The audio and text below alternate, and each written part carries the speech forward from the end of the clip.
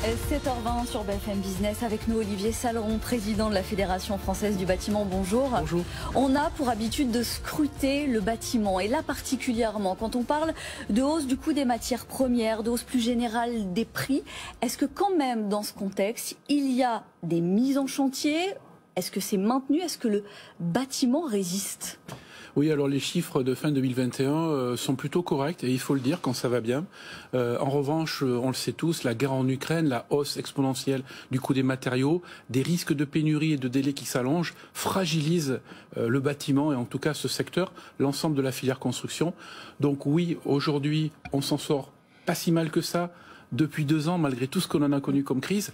Mais demain, avec la baisse des permis de construire, avec le problème des bureaux aussi, de la construction de bureaux, toutes ces choses-là, puis l'instabilité, je crois qu'on va en parler, sur tout ce qui est aide à la rénovation énergétique, eh bien oui, on voit un petit peu quelques nuages avancer sur nous. Mais là, on est quand même le 3 mai. Vous savez qu'on dit que quand le bâtiment va, tout va. On voudrait savoir si ça va ce matin, le bâtiment. Est-ce qu'au 3 mai, vous parliez des bons chiffres 2021, est-ce qu'au 3 mai, pour l'instant, pas de signaux alarmants? Les chiffres de réalisation sont plutôt bons. L'emploi est très bon. Vous savez qu'on a embauché 70 000 personnes de plus en à peine 1 an et demi. C'est le plus beau des secteurs, le plus beau, vous voyez, lapsus. Mais c'est vrai, parce qu'on a embauché beaucoup nos concitoyens, beaucoup de jeunes, vraiment aussi en apprentissage, qui a vraiment marché les années précédentes. Donc oui, on a beaucoup d'espoir. Sauf que on a pris plusieurs crises successives, des vagues de crises. Et aujourd'hui, on est très anxieux.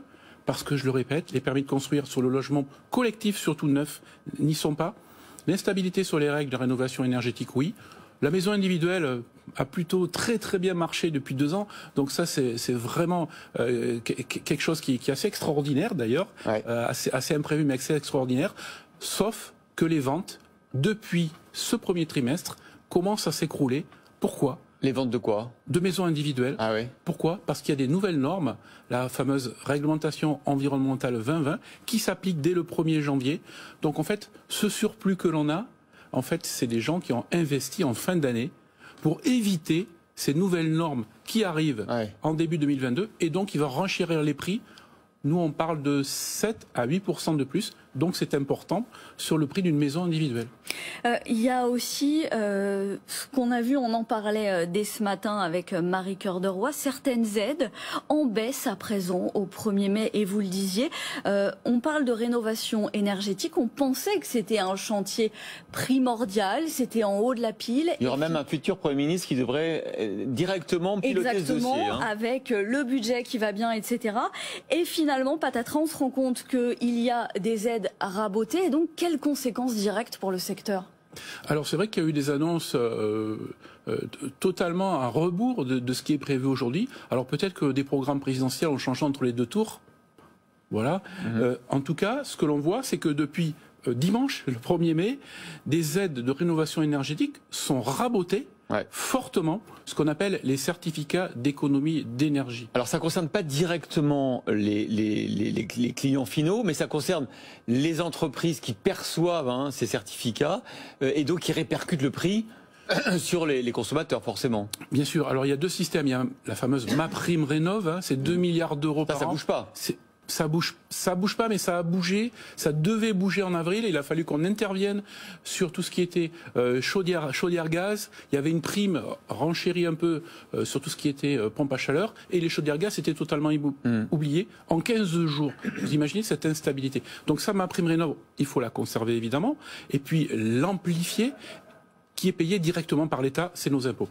À côté de ça, les certificats d'économie d'énergie, c'est payé par les grands producteurs et distributeurs d'énergie de France. On les connaît, EDF, GDF, c'est les anciens noms, etc., Total et tout ça. Et ça, c'est 2 milliards d'euros aussi, à peu près, par an. Et ça aide encore plus nos concitoyens à rénover leur logement.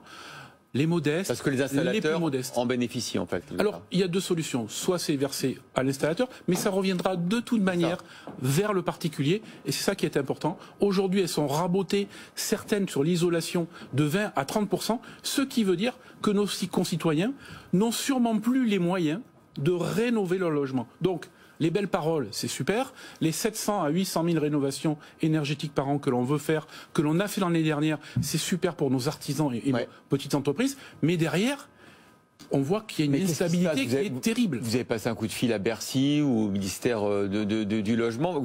Pourquoi il y a cette annonce de baisse de 20 à 30% là? C'était prévu en tout début d'année. On a fait des lettres, on a fait du lobbying, on a fait tout ça. Ça n'a pas marché. Aujourd'hui, non, on était à quelques jours des élections. Donc voilà, ça n'a pas fonctionné. Il est promis, en fait, par rapport au gouvernement qui va être installé, on ne savait pas trop à l'époque, que dès début juillet, quand les parlementaires vont être en place, il y a toute une série de mesures qui vont être remises en place. Et là, il le faut. Parce que, je le rappelle, les C2E, ce n'est pas payé par l'État, c'est payé par les entreprises privées. Donc c'est du gratuit pour l'État. Bon, écoutez, on vous réinvitera quand on aura ces nouvelles mesures du nouveau gouvernement. Merci beaucoup d'avoir été avec nous ce matin. Olivier Saleron, président de la Fédération française du bâtiment.